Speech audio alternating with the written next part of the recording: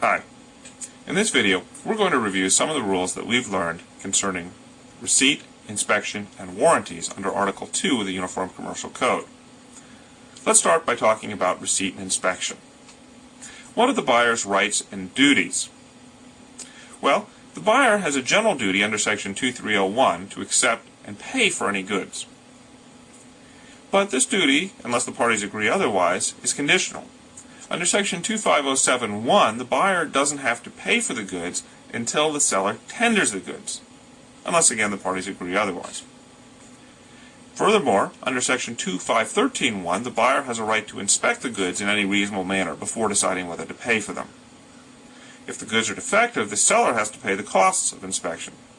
Otherwise, they're the buyer's responsibility under Section 25132. Now, what happens if the buyer inspects the goods but there's something wrong with them? Well, Section 2601A says that if the goods or their tender of delivery fail to conform in any respect to the contract, the buyer has a right to reject them. This is the rule of perfect tender. There's no doctrine of substantial performance in contracts for the sale of goods. If the tender or the goods are not perfect in every way, the buyer can reject them. Now, there is one limitation, and that is that the buyer has a general duty of good faith, which means that the buyer has to act honestly and also must abide by reasonable commercial standards of fair dealing in the trade.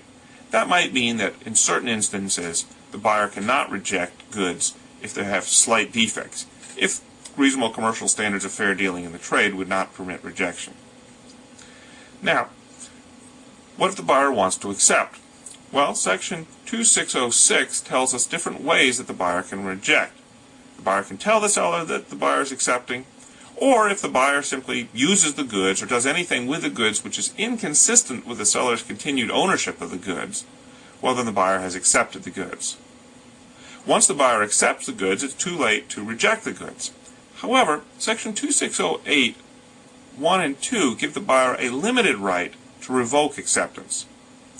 If the buyer discovers after accepting the goods that the goods have a defect, and the defect substantially impairs the value of the goods to the buyer, and the buyer was either unable to discover the defects prior to paying because the defects were latent, or because the seller assured the buyer that there were no defects, then the buyer may revoke acceptance.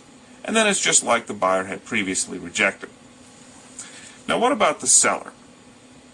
Well, the seller has a general duty to deliver the goods. But again, this duty is conditional.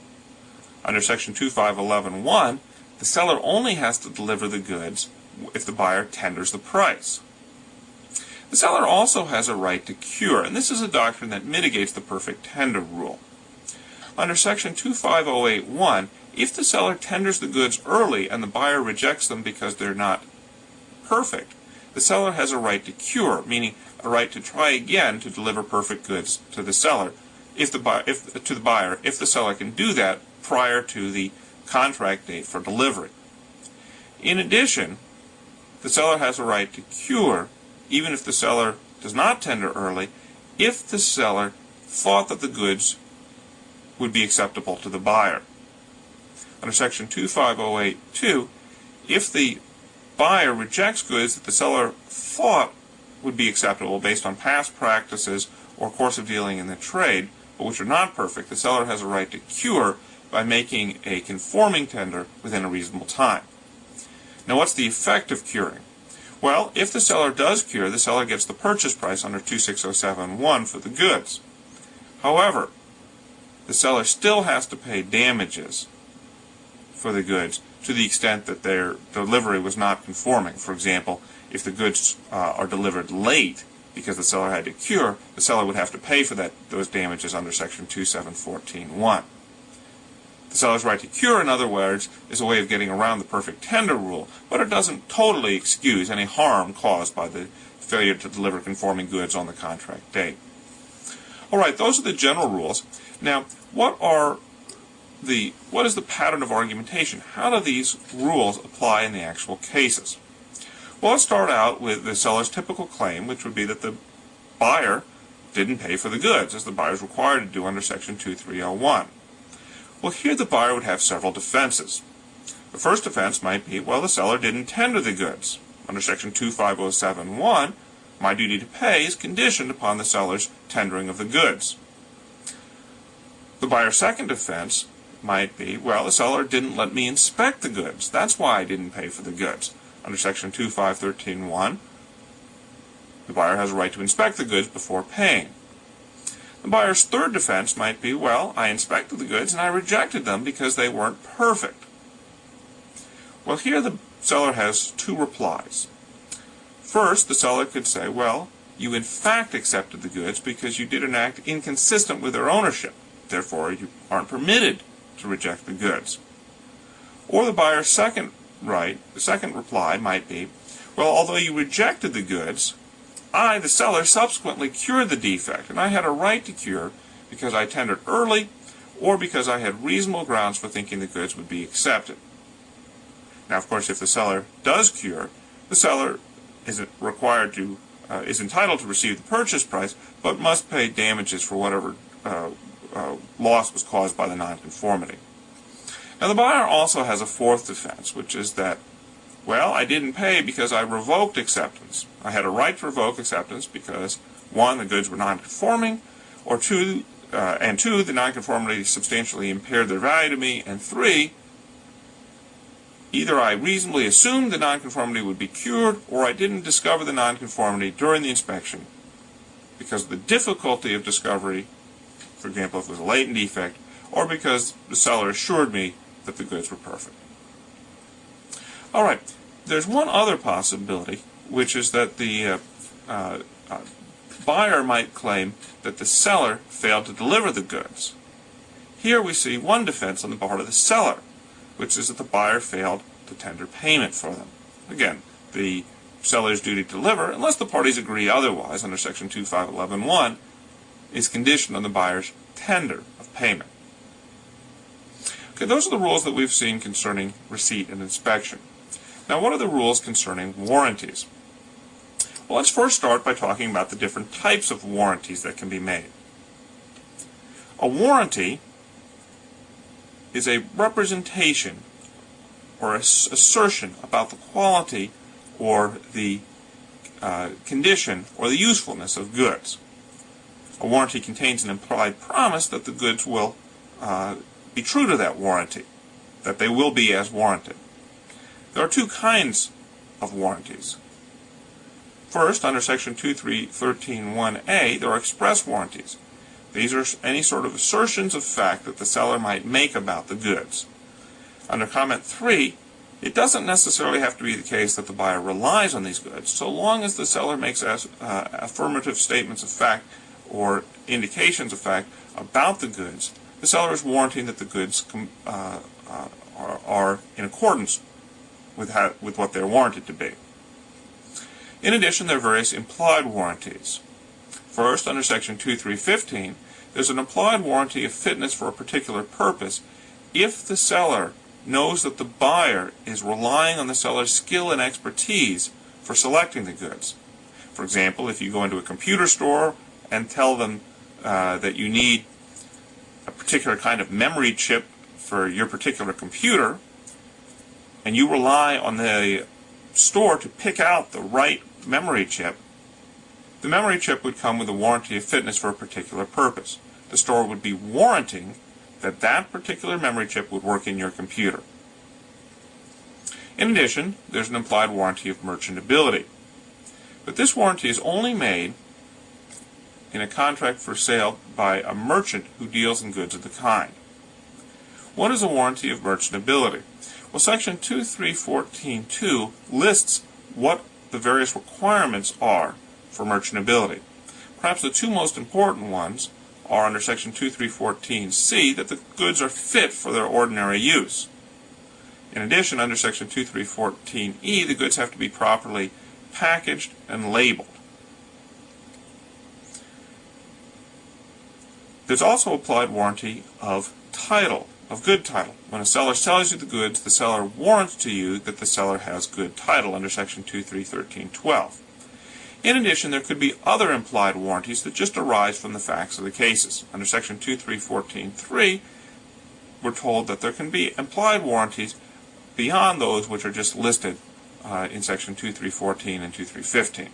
For example, when a seller sells you goods, there's probably an implied warranty that the goods are new if you buy them in a store, even though that's not said in Section 2314. It might be that they're fit for ordinary purposes, but they still would be there would still be an implied warranty that they're new.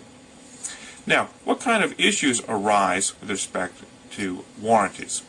Well, the first question is who may enforce them? Well, Section 2318 indicates that third-party beneficiaries, non-parties to the contract, may be entitled in some instances to enforce warranties. Now, there are three versions of Section 2318. Most states have adopted Alternative C. And Alternative C says that the warranty extends to anybody who could be reasonably expected to use or be affected by the goods. In other words, if you buy a good and it injures somebody else, the person who is injured might be able to sue the seller for breach of warranty, even if that person had nothing to do with the contract, if the person could be reasonably expected to use or be affected by the goods.